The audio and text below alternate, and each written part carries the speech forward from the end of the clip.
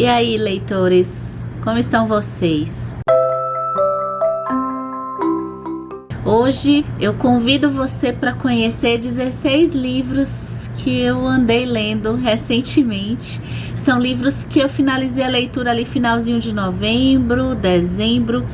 E temos já alguns livros que eu terminei no começo de 2024. Olha, no vídeo anterior dessa série de leituras, eu comentei que eu estava lendo e muito apaixonada pelo Grande Sertão Veredas. Eu vou dar só um aviso para começar a lista, porque o Grande Sertão Veredas não está nessa lista dos 16, tá?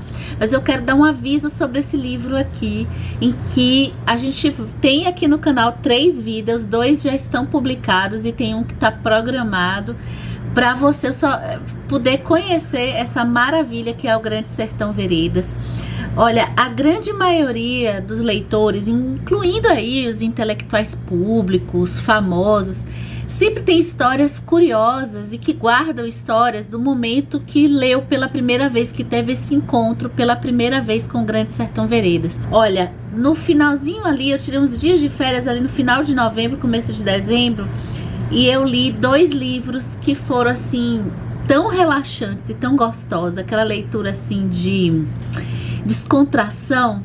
Foram eles, esses 2 aqui, ó, Lázaro Ramos e Rodrigo Casarim. Vamos começar pelo Lázaro Ramos com Na Minha Pele, um livro que o Lázaro conta um pouco da sua vida, um pouco dos seus entendimentos e da sua visão de mundo também, e como foi essa ascensão dele como ator. Eu tenho uma admiração forte pelo Lázaro Ramos, por tudo que ele venceu na sua vida, e por também um pouco por nós sermos do mesmo estado que é a Bahia.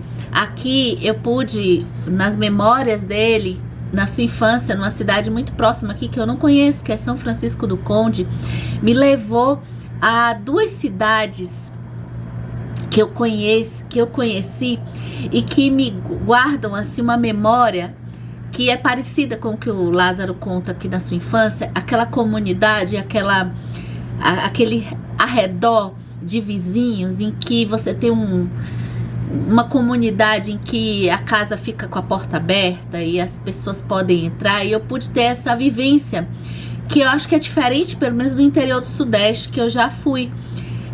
Aqui no interior, acho que algumas cidades aí do Nordeste podem compartilhar, acho que tem um pouco isso com Minas também, né? Minas Gerais, compartilhar essa sensação de uma cidade também. Isso, nas minhas memórias, estão muito antigas, né? De cidades em que realmente a gente pode entrar na casa de uma pessoa, ser convidada a entrar, fazer parte ali, comer um bolo, tomar um café. E outra coisa que eu gostei aqui, naturalmente, Lázaro Ramos quer se pronunciar em algumas partes aqui sobre o tema do racismo, sobre o tema da cor da sua pele, e eu gostei muito de encontrar alguns intelectuais que eu já conhecia e de perceber que a gente compartilha algumas visões de mundo também. E aqui eu dedico a Biblioteca no Fim do Túnel, esses ensaios, esses textos de Rodrigo Casarim, para todo leitor, para quem gosta da leitura, para que tem esse vício do bem que é a leitura, essa coisa que a gente faz sem pensar, parece que é como beber água, parece que é como escovar os dentes, né? A gente lê todos os dias e a gente compartilha esses interesses aqui. Se você está assistindo esse vídeo, acredito que você tem esses interesses. E o Rodrigo Casarim, ele vai pegar textos que ele já publica em um site. Ele tem também uma newsletter que ele disponibiliza, uma parte gratuita, outra parte paga. E eu compartilhei também outro livro gostoso de ler, de compartilhar ideias, de compartilhar hobbies, de compartilhar paixões. Acho que os dilemas de leitor a gente vai encontrar aqui. Eu deixo a recomendação desse livro fortemente. Olha, então aqui, ó, assuntos que eu acho que a gente vai já ter pensado em algum momento. Então, essa coisa de se sentir um leitor mais que demora para ler um livro, essa coisa de fazer o check, de achar que a leitura por leitores comuns que leem por entretenimento, né? Achar que o check é que vai fazer a gente ser um leitor de verdade, juntar vários números de livros, os dilemas de ler ou não ler um clássico, de ter conseguido atravessar o mundo de um clássico um pouco mais robusto, o famoso debate do best-seller, de que os livros, isso aí, gente, já desde o século XVIII rola isso, né? Os livros mais popularizados são os piores livros. Então, o famosinho do TikTok vai ter uma qualidade inferior do livro lido por um filósofo, sabe? Que isso é uma balela. No final das contas, a gente trazer arrogância para a leitura só afasta leitores, ao invés de trazer leitores para a leitura, né? Essa coisa da edição física dos sebos, a própria compra do livro, o leitor, muitas vezes, né, dependendo aí da renda, vai se deparar com o fato de, às vezes, estar com livros em casa que não tá conseguindo dar conta e tá querendo mais livros, né? O consumo atravessa tudo, então vai atravessar a leitura também. Gente, isso aqui é uma delícia, tá? Para leitores que gostam de pensar o processo da leitura em si, e muito atualizado, porque ele tá aqui nas redes também, tá comentando isso que as redes faz. Eu acabei esquecendo de mencionar, era para eu falar junto com o Grande Sertão Veredas, mas estou um pouco desorganizada nesse vídeo, me perdoe. Olha, eu não li o livro todo, mas eu quero deixar aqui como referência para vocês que ficaram apaixonados por Grande Sertão Veredas também, estão lendo, relendo Grande Sertão Veredas durante a sua vida. Que privilégio é esse, meu Deus do céu, visitar e revisitar essa história e apreciá-la, né? Poder trazer as diversas nuances dela. Então eu saí catando alguns outros opiniões de Grande Sertão Veredas. Eu cheguei no Paulo Ronay, um crítico húngaro que teve produção literária aqui no Brasil. Ele vai escrever sobre também o seu apaixonamento. E muito, ele aborda aqui, eu não li o livro todo, mas eu li a parte do Grande Sertão Veredas, porque ele fala de outras histórias do Guimarães Rosa aqui. Como que também esse texto do Guimarães Rosa, ele é levado para fora do país. E o nome do livro é O Universo de Guimarães Rosa, por Paulo Ronay, seu maior decifrador.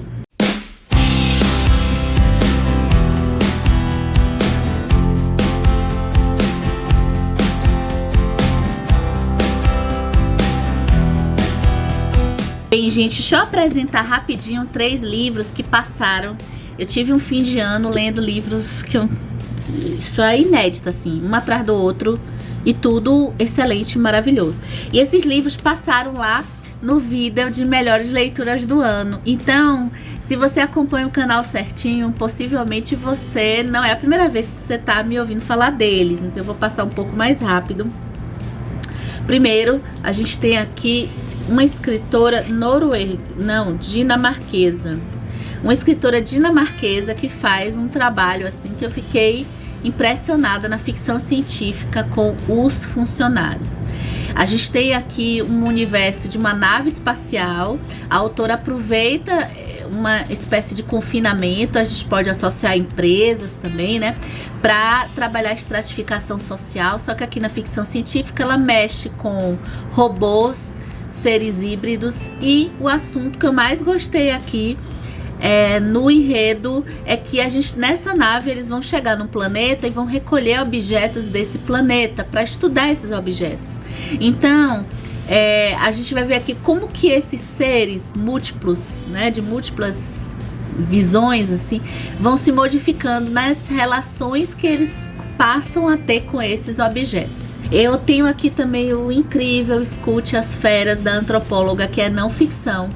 O Escute as Feras é da Nastasia Martin, uma antropóloga francesa, que vai narrar a sua própria experiência depois que ela é atacada por um urso, um grupo que estava trabalhando, se eu não me engano, ali na região da Rússia, Sibéria, próxima ali à Sibéria, né?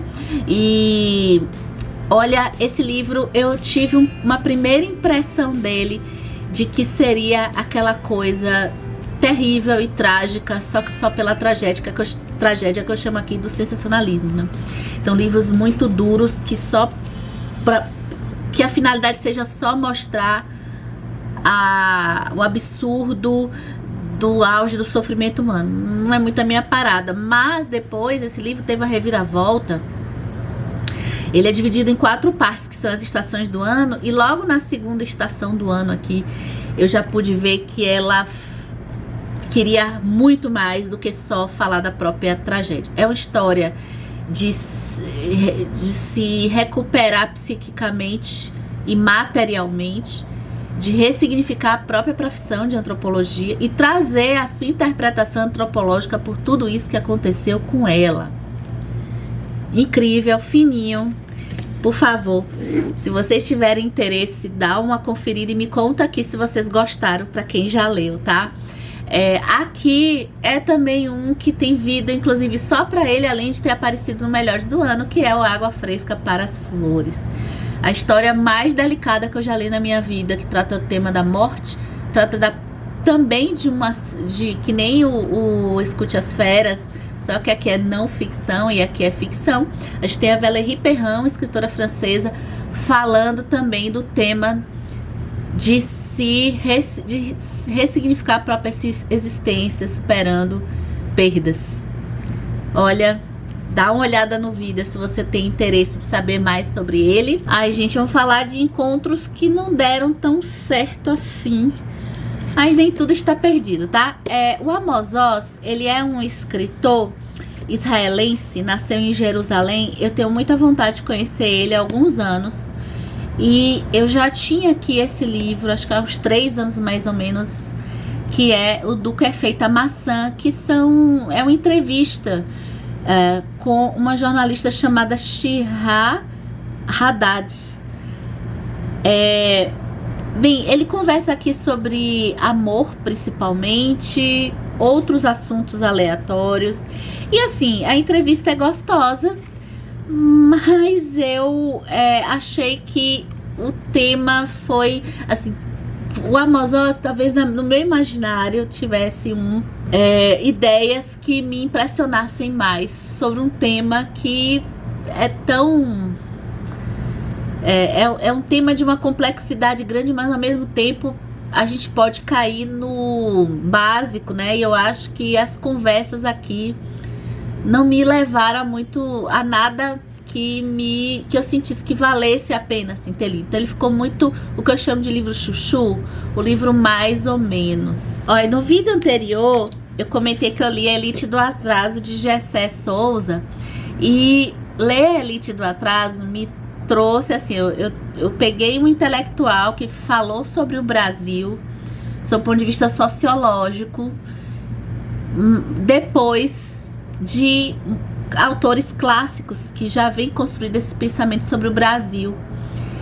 E aí eu tive que voltar para trás, né? Eu li Elite do Atraso, aí eu peguei uma das referências do Elite do Atraso, que é mencionado lá, é o Raiz do Brasil. É um livro base para a gente entender, como o título fala, né? É um pouco do modo de se organizar que parte da colonização portuguesa. Então aqui o Sérgio Buarque estudou o modo de olhar outras populações, dos espanhóis, dos ingleses. Então dá pra gente entender como nós tivemos muito essa origem portuguesa. Alguns lugares vão pegar outros países europeus, porque o Brasil no sul mesmo tem outras populações, mas principalmente eu acho que aqui, eu estando na Bahia, a gente sente muito essa forma que até persiste muito aqui. Se a gente pensar, acho que quem se interessar pela área pública ou quem já trabalhou na área pública, perceber como que as coisas são feitas, por exemplo, como o nosso planejamento ainda é muito iniciante. A gente não tem realmente uma cultura muito de planejamento.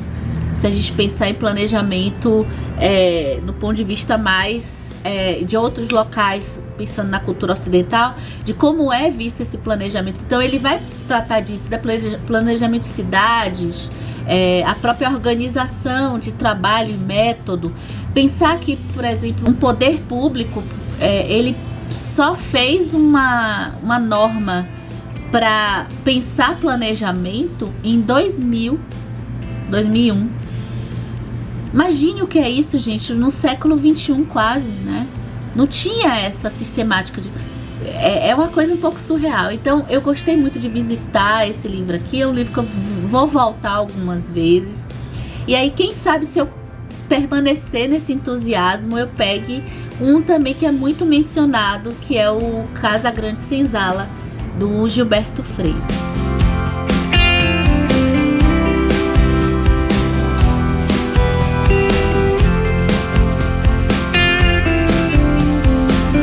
Olha, pegando carona aí no livro do Lázaro Ramos, eu pude conhecer também uma outra atriz que vocês vão ver aqui que tem diálogos nessas leituras. No final desse vídeo vai ter um plot twist neste vídeo. Que reviravolta. Olha, eu pude conhecer mais outra atriz que eu admiro muito desde adolescente, assim, eu começava a admirar essa mulher quando ela falava, que é a Fernanda Montenegro. Eu li o prólogo, ato, epílogo, as memórias da Fernanda Montenegro. E eu realmente, 2023, ainda carrego, e para 2024, essa coisa com as memórias, né? Aqui é uma delícia também. Eu acho que a Fernanda Montenegro encontra o Lázaro Ramos, não experiências bem diferentes, mas em estilos de escrita, né? O Lázaro, ele tem um jeito assim bem oral de escrever. Inclusive, em muitos momentos eu fiquei pensando que eu vi esse livro fosse ter uma experiência até melhor. A Fernanda Montenegro, ela escreve assim com uma simplicidade, uma narração bem tranquila que passa uma espécie de paz. Então ela fala, é um pouco histórico porque ela fala de momentos políticos desde a infância dela, adolescência, juventude. E a gente acompanha aqui também um pouco da construção da arte cênica como profissão mais institucionalizada, porque ela vai escolher esse caminho iniciando no rádio, num trabalho ali acessório, mas vai se apaixonar por tudo que o rádio nessa época envolve, ligado ao artista, de fazer vozes diferentes, até ir pro teatro propriamente dito. E a família da Fernanda Montenegro, ela, que não é nem o nome dela, né? Ela não tem o nome de Fernanda Montenegro. Eu sabia isso na adolescência. Tem muitas atrizes que precisavam ter um outro nome, porque essa profissão de atriz era um pouco complicada ali pela década de 50, pouco antes ali. Então a gente vai acompanhar aqui esse surgimento até chegar na televisão, que é a TV Tupi e a TV Globo. Ela e outras atrizes e atores formaram um pouco também dessa parte acadêmica, porque ela vai falando de instituições de cursos de artes cênicas que começam a ser construídos ali pelo Rio de Janeiro, né? Olha, entrando em 2024, eu vou falar meio fora de ordem de 2 livros que eu li para um público mais jovem.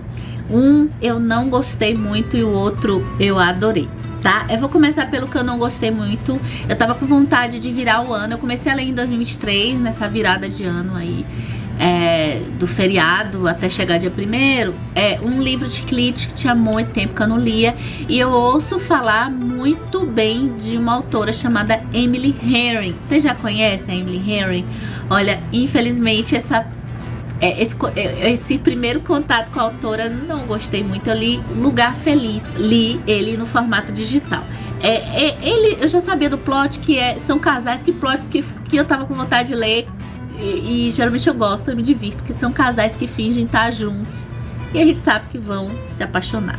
Esse caso aqui, a gente tem um grupo de amigos que de tempos em tempos vão se reunir nesse lugar em que eles guardam muito afeto. É um lugar e que eles sempre estão se divertindo. Então eles voltam sempre para se encontrar e reviver sempre esses momentos. Existe um casal que faz parte desse grupo de amigos que já namorou, estava noivo, só que eles romperam. E esse grupo romperam assim recentemente. Esse grupo vai se reencontrar nesse local.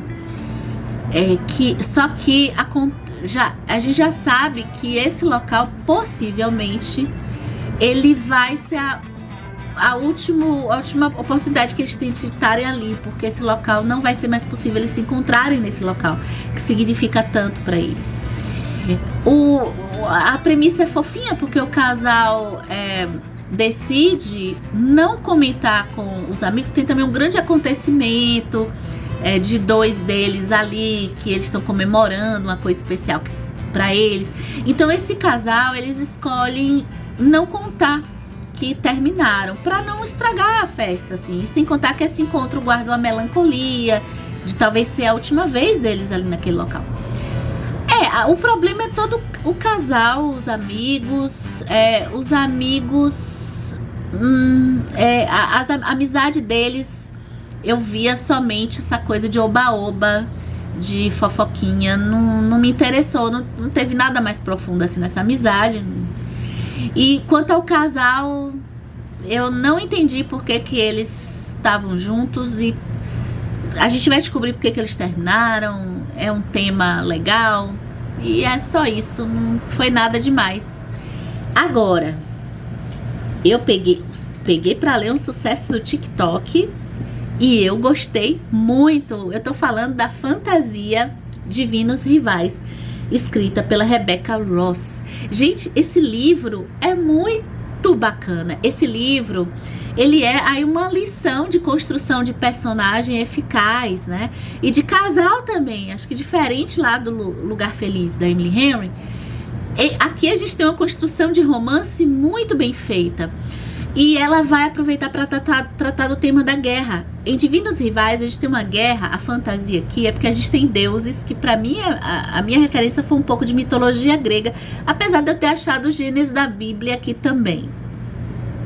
Mas tá, a gente tem deuses que coabitam com humanos, assim, e eles têm meio que partidos humanos, partido de um deus, partido de outro.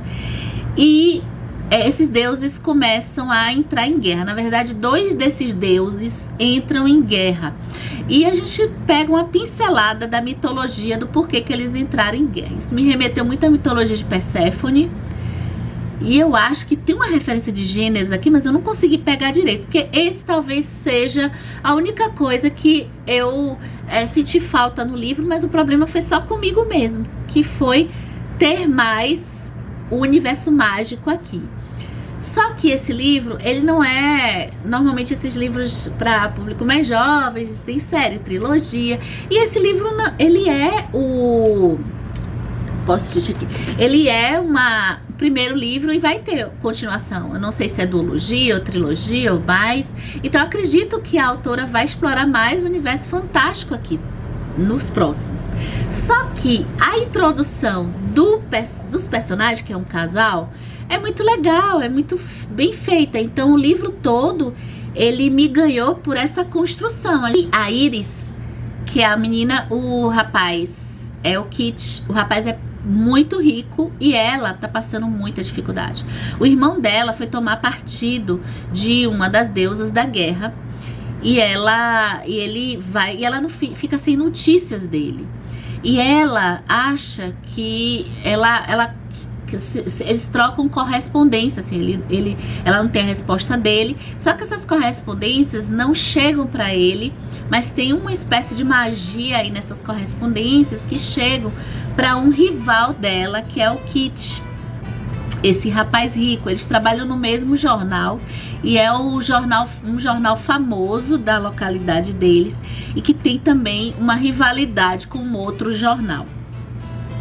A Iris e o Kit, eles estão concorrendo para uma vaga importante ali. A Iris precisa bastante dessa vaga. E, gente, esse é um livro tanto de legal para a construção de um relacionamento amoroso deles, que eu achei uma delícia acompanhar. E ele é um livro que traz, assim, mensagens subliminares fantásticas sobre concorrência, sobre como que para os encontros amorosos baseados em mesmas visões de mundo, em compartilhamento, não pessoas são xerox da outra, mas assim, em compartilhar visões de mundo semelhantes e entender, assim, como que no universo profissional, no universo da produção em massa, no universo em que existe a concorrência, por muitas vezes se coloca para trás ou não se quer enxergar o lado humano das pessoas.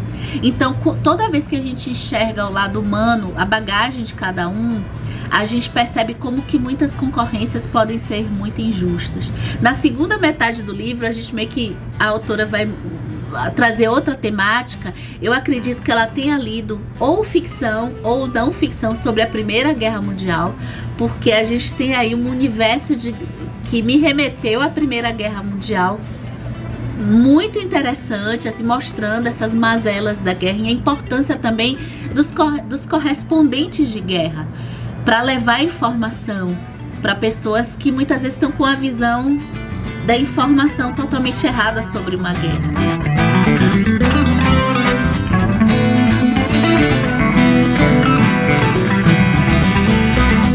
Gente, eu li uma novela do Tolstói que é O Padre Sérgio.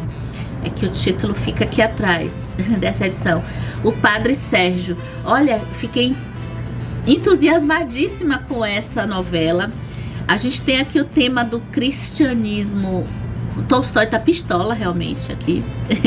O tema do cristianismo nas vertentes de crítica mesmo ao que é essa ruptura, essa ruptura com o desejo carnal, até que ponto chega alguém que quer realmente estar tão obcecado por uma pureza e é capaz nessa obsessão de fazer atos assim. Tem um momento aqui de choque. Eu acho que todo mundo que for ler vai se chocar no momento aqui no meio do livro. E tem toda aquela visão, quer dizer, o Tolstói começa com uma visão religiosa, faz sua crítica, depois ele vai para outra, parece até que a outra visão religiosa, talvez mais aí do Novo Testamento, solidariedade, fraternidade, se despir, de estar com as pessoas, né, ao invés de rejeitar qualquer contato, talvez seja o caminho ou não, né? Então, que final incrível aqui. Esse é um livro que eu quero trazer pra gente discutir em outros vídeos aqui do canal.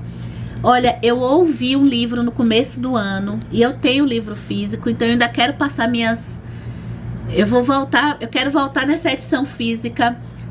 Que coisa incrível é O Palhaço Psicanalista, Christian Dunker e Cláudio Tebas.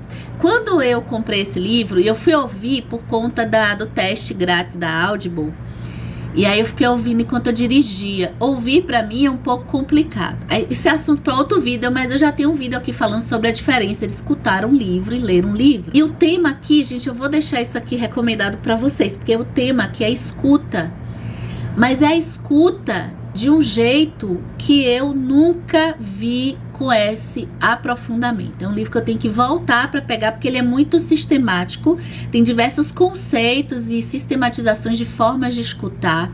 Eu acho que todos que trabalham com comunicação seria leitura obrigatória. É chato isso, leitura obrigatória, mas como que algum jornalista ou alguém que trabalha com comunicação não vai entender os conceitos da comunicação aqui? O quanto que uma comunicação que você não perceba os nuances pode ser desastrosa e terrível, e quanto que pode você achar que tá comunicando e não tá. Outra coisa, eu acho que a gente sem comunicação, ou seja, até quem não trabalha com comunicação, dá uma futucada nesse livro. Se você estiver na livraria, dá uma folheada nele pelo menos. Eu tenho certeza que você vai comprar e vai ler, porque a nossa vida é feita disso, ou com nossos filhos, ou com nossos pais, ou com amigos. A gente está se comunicando e cada vez mais, o quanto mais estímulos a gente tem, o Instagram, os vídeos, as redes estão nos tirando do principal da nossa conexão com o outro, que é a escuta. Bom, estamos aqui no final da lista dos 16, com 3 livros, um de não ficção. Nessa coisa da tecnologia, a gente tem vídeo para ele, vai sair um pouquinho para frente, mas já está programado, que eu quis conhecer, para além do Google, as gerações, o que é geração Z, o que é milênio, o que é geração X. Então, ó, eu li a intelectual mais citada por textos que eu leio por aí pela internet, que é a Jem Twenge e o seu Aydin. E olha, foi um livro que me trouxe assim um entendimento muito melhor do porquê que hoje é interessante a gente entender as diferenças de visões, de funcionamentos emocionais de gerações. Puxa vida, eu já vou falar também rapidamente de um que tem vídeo já programado, que é o Jane Eyre. Eu terminei a trilogia das Irmãs Bronte, Morro dos Ventos Vivantes, A Senhora de Whitefell Hall e agora Jane Eyre. Amor e ódio por esse livro. Eu só digo isso, ok? Então, é aquele... Leia, eu deixo aqui a recomendação, mas é um romance de formação, só que vocês vão acompanhar esse vídeo pra eu explicar por que amor e ódio por Jane Eyre. E somente amor por personagens odiosos, enfim, da Fernanda Torres, a Fernanda Torres, filha da Fernanda Montenegro. Gente, que livro bom, que livro maravilhoso. Personagens horrorosos. Acho que a vez mais recente que eu falei isso aqui no canal, acho que foi com aquele A Pediatra, não foi? Da Andréa do Fuego. Gente, que livro construído de uma forma brilhante, livro costurado. Aquele livro que dá a impressão que o autor, ele foi montando, olha, eu vou montar isso aqui, depois eu vou puxar lá na frente isso aqui, e depois tudo fica, não é aquele livro que você só vai entender lá pra frente, não, mas ele é um livro de montado em blocos, pontos de vista. A gente tem aqui a história de 5 cavaleiros do Apocalipse. Na verdade não são, mas eles podem ser considerados. Eu preciso ler o Apocalipse da Bíblia, porque, pelo amor de Deus, são 5 homens, 5 amigos horrorosos. Não sei quem é pior aqui, não sei se salva nenhum. Tem uns que ainda dá, tem uns 2 que eu acho que dá pra ter uma redenção. Mas, gente, que construção de personagens. E tem série na Globo que eu não assisti, não sei se eu quero, mas eu, por um acaso, eu vi umas cenas e não sei por... E aí, eu lendo o livro, eu fiquei, poxa, esses atores são perfeitos para viver, viver esses papéis, né? Então, olha, aqui a gente tem muita história sobre amizade e principalmente história sobre relacionamentos horrorosos, vidas, mas vai em mim, porque isso aqui a gente fica envolvido. Fim trata da morte, tem como marco a morte desses 5, mas no final das contas é pra gente entender a vida deles. Olha, tema da velhice, com maestria também tratado aqui no livro da Fernanda Torres. Eu terminei de ler ontem, eu tô ainda paralisada. Deixa eu falar rapidinho aqui pra gente terminar. Eu sei que esse vídeo fica um pouco grande, mas eu só quero falar rapidamente que eu tô lendo 3 livros e eu tô gostando muito de todos eles. Caiu. Bacana, caiu o celular. Então, depois de ler a Fernanda Torres, e esse livro que não é um soco na cara, ele é uma tortura, ele é uma surra. Ele, que é o fim, eu tive que me distrair. E aí eu peguei, gente, ó, isso aqui eu comprei ontem na livraria, porque bateu saudade de Harlan Coben, um escritor de policial que eu li bastante quando eu tava começando a ter o hábito de leitura. E aí eu tô adorando. Não é normal, eu li 82 páginas ontem. Isso aqui não é normal pra mim. O Harlan Coben tem esse poder realmente de prender a gente com os mistérios. Ele vai soltando revelações, abrindo outras pontas. Então ele vai abrindo novos mistérios dentro. A gente tem o Desaparecido para Sempre, em que temos a história de um rapaz, que é o Will, e o irmão dele. O que sabemos é que o irmão dele desapareceu. Ele foi acusado de assassinar e estuprar a vizinha deles. Então, que mistério é esse? No começo do livro, a mãe do Will tá morrendo e diz para o Will para procurar saber a verdade e que o irmão dele tá vivo, o irmão tá sendo procurado pela polícia. E aí começa essa aventura aí do Will tentando descobrir o que realmente aconteceu com o seu irmão, tá? Estilo Harlan Coben. Não sei se vocês conhecem, gente. Se vocês quiserem conhecer mais alguns desses livros que eu tô falando nesse vídeo, deixa aqui um comentário pra gente conversar mais sobre eles, tá? O Dostoiévski, eu entrei nessa, tá? Olha, Sementes da Revolta é o primeiro volume da biografia do Dostoiévski, escrita pelo Joseph Frank. O Joseph Frank é o autor de uma edição que eu sou tão obcecada que eu tenho também, que é uma edição resumida. Só que eu quis pegar a versão estendida em alguns volumes e em outros eu vou ler na resumida. Maluquice, né?